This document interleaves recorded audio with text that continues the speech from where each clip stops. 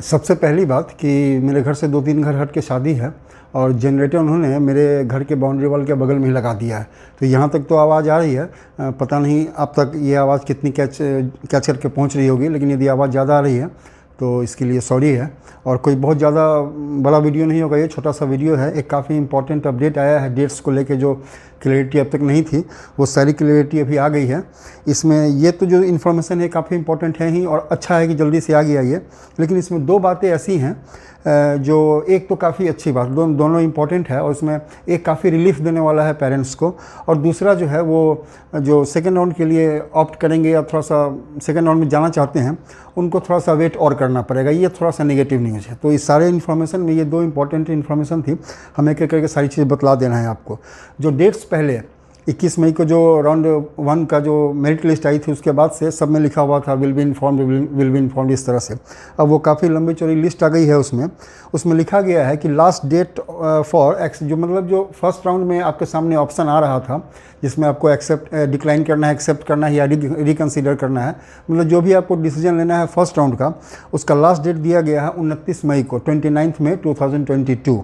इस डेट तक 29 तक आपको ये सबमिट कर देना है, कंफर्म कर देना है कि आप उसको जो सीट आपको मिली है वो एक्सेप्ट कर रहे हैं या डिक्लाइन कर रहे हैं, या फिर नेक्स्ट राउंड के लिए इस सीट को छोड़ के आप नेक्स्ट राउंड के लिए रिकन्सिडर होना चाहते हैं।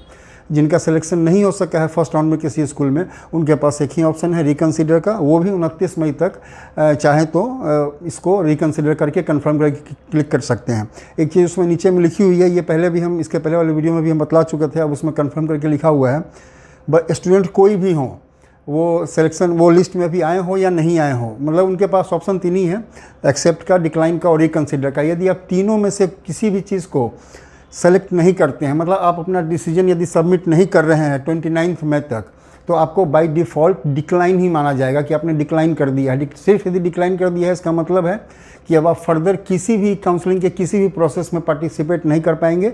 नट सेल में समझें, यदि एक बोलचाल की भाषा में, तो आपकी एडमिशन की जो जर्नी है वो अभी ख़त्म हो जाएगी, ठीक है ना।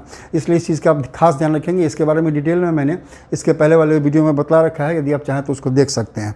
तो ये जो अपना डिसीजन है फर्स्ट राउंड का, जो भी आपका डिसीजन है उसको सबमिट करने का, एक्सेप्ट करने का, डिक्लाइन करने का या रिकन्सिडर करने का, ये 29 मई तक आपको सबमिट करना है।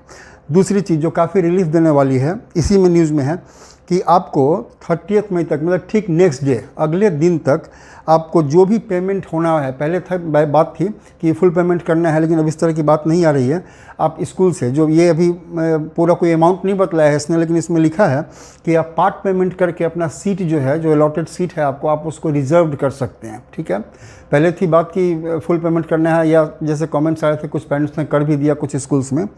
तो अब क्या है कि आपको सिर्फ पार्ट पेमेंट करना है, और वो पार्ट पेमेंट कितना होगा ये आपको अपने स्कूल से, जो स्कूल आपको अलॉट किया गया है, आप उससे बात करें, वो आपको बतलाएगा कि सीट रिजर्व करने के लिए कितना पेमेंट अभी आपको कर देना है, बाकी आगे होगा, कब होगा वो भी हम बतला दे रहे हैं।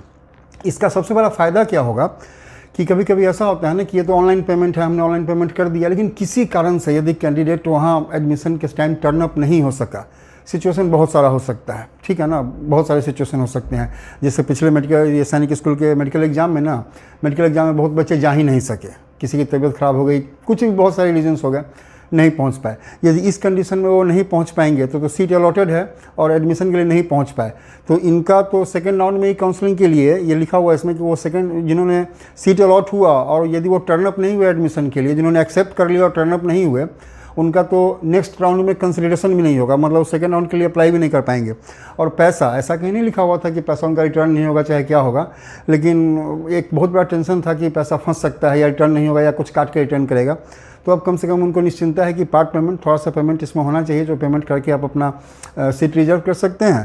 तो यदि किसी कारण से कोई बच्चा टर्न अप नहीं हुआ तो बहुत कम पैसा, उसके पेरेंट्स का बहुत कम पैसा स्टेक पे रहेगा, ठीक है। इसमें नेक्स्ट आता है, नेक्स्ट स्टेप जो होगा वो फिजिकल वेरिफिकेशन का, मतलब आपने पैसा तो जमा कर दिया, सीट अलॉट हो गया, लेकिन अब आपको डॉक्यूमेंट्स लेके उस स्कूल में पहुंचना पड़ेगा। अच्छा, एक चीज़ और बतला दे रहे हैं, इसके पहले जो ये पार्ट पेमेंट का डेट दिया हुआ है साइट पे, ये 30 जून लिखा हुआ है, ये गलत है, ये 30 जून नहीं होगा, ये 30 मई होगा। जल्दी ही करेक्ट कर देगा उसको, साइट वाला जैसे ही ध्यान में आएगा उसको ठीक कर देगा। तो इस पर आप लोग ध्यान रखिएगा, ये 30 जून नहीं है, ये 30 मई है। 30 मई 2022 तक आपको पार्ट पेमेंट करके अपना सीट रिजर्व कर लेना है। उसके बाद है फिजिकल वेरिफिकेशन ऑफ डॉक्यूमेंट्स। ये होगा उस स्कूल में जिस स्कूल में आपको सीट अलॉट किया गया है, और इसके लिए डेट दिया गया है 6 जून, 6 जून तक का, ये नहीं कि 6 जून ही है, 6 जून तक आप उस स्कूल से बात कीजिएगा, वो आपको डेट बतला देगा किस डेट को पहुंचना है। तो 6 जून तक आपके डॉक्यूमेंट्स का फिजिकल वेरिफिकेशन वहाँ पर हो जाना चाहिए, ये हो जाएगा।